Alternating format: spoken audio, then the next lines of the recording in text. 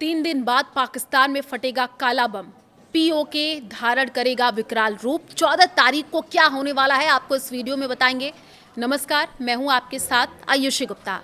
देखिए, पाकिस्तान इस वक्त चौतरफा संकट में फंसा हुआ है और उसकी बड़ी वजह वहां के हुक्मरानों की नाकामी है। बलूचिस्तान में विरोध की ऐसी लहर उठी है कि पाकिस्तान सेना को पीछे हटना पड़ा है और लोगों ने अपनी आज़ादी का जश्न तक मना लिया है। अभी पीएम शहबाज शरीफ और जनरल आसिम मुनीर इस झटके से उभरे भी नहीं थे कि उनके सिर पर एक और भारी आफत खड़ी हो चुकी है। अब 3 दिन बाद पाकिस्तान में काला बम फटने वाला है। पीओके के लोग अब अपनों को नरसंहार का बदला लेने के लिए विकराल रूप धारण करेंगे। 14 अगस्त को लेकर के पीओके की जनता ने ऐसा ऐलान किया है जिससे इस्लामाबाद की नींद उड़ गई है। पाकिस्तान में पीओके के लोग 14 अगस्त को क्या करेंगे आपको इस वीडियो में बताएंगे। इस बार 14 अगस्त का दिन शहबाज शरीफ सरकार और पाकिस्तानी सेना के लिए किसी बुरे सपने से कम साबित नहीं होने वाला है। ठीक 3 दिन बाद पाकिस्तान एक ऐसे सबसे बड़े काले दिन का गवाह बनने जा रहा है जिसकी गूंज सिर्फ इस्लामाबाद तक ही नहीं बल्कि पूरी दुनिया में सुनाई देगी। पाकिस्तान के अवैध कब्जे वाले कश्मीर यानी पीओके में जन आक्रोश ने अब विकराल रूप धारण कर लिया है। अवामी एक्शन कमेटी AAC ने बड़े ऐलान करते हुए 13 और 14 अगस्त को ब्लैक डे के रूप में मनाने का ऐलान किया है। पाकिस्तानी सेना की बर्बरता के खिलाफ पीओके के लोग अब आर पार की लड़ाई के मूड में है। यह विरोध प्रदर्शन केवल पीओके के सीमाओं तक सीमित नहीं रहेगा बल्कि इसे एक अंतर्राष्ट्रीय अभियान का रूप दिया जा रहा है। जी हां, दुनिया भर में बसे कश्मीरियों से ये अपील की गई है कि वो पाकिस्तान के इस तथा 13 और 14 अगस्त जब दुनिया भर में घिरेगा, जी हां, पाकिस्तान कथित आज़ादी दिवस को उसकी बर्बरता का पर्दाफाश करने के मौके के रूप में इस्तेमाल करे। अवामी एक्शन कमेटी के वरिष्ठ नेता उमर नजीर कश्मीरी ने एक अपील जारी करते हुए कहा है कि इस बार 13 अगस्त को पाकिस्तानी हुकूमत और उसकी क्रूर सेना के खिलाफ बड़े पैमाने पर प्रदर्शन किए जाएंगे।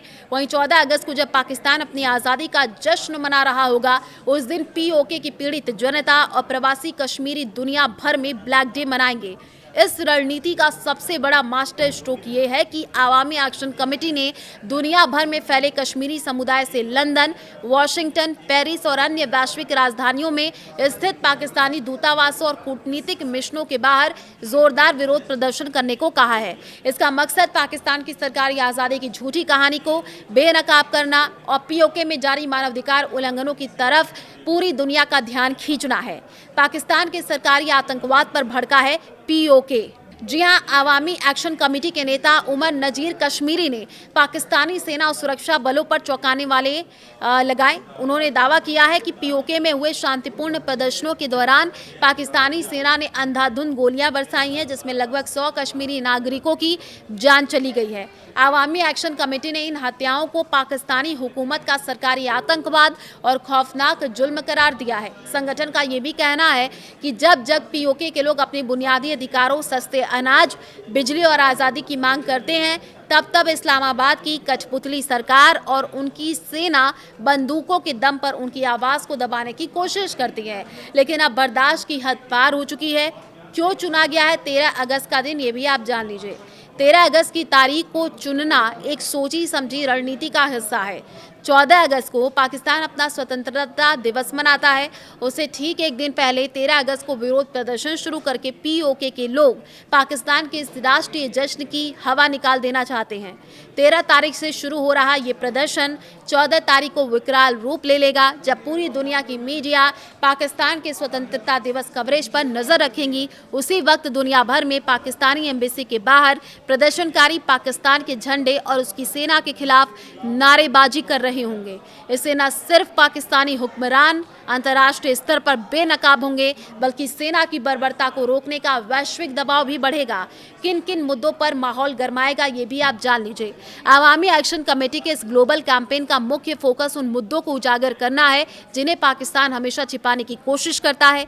पाकिस्तानी सेना का अत्याचार, हालिया फायरिंग में आम नागरिकों और युवाओं की निर्मम हत्याएं, मानवाधिकारों का हनन, पीओके में राजनीतिक दमन और अभिव्यक्ति की आज़ादी पर पूरी तरीके से पाबंदी, संसाधनों की लूट, जी हां, पीओके के संसाधनों का इस्तेमाल इस्लामाबाद द्वारा करना और स्थानीय लोगों को कंगाली के हाल में छोड़ना, अवैध राजनीतिक कब्जा, दशकों से चल रहा इस्लामाबाद का अवैध प्रशासनिक नियंत्रण।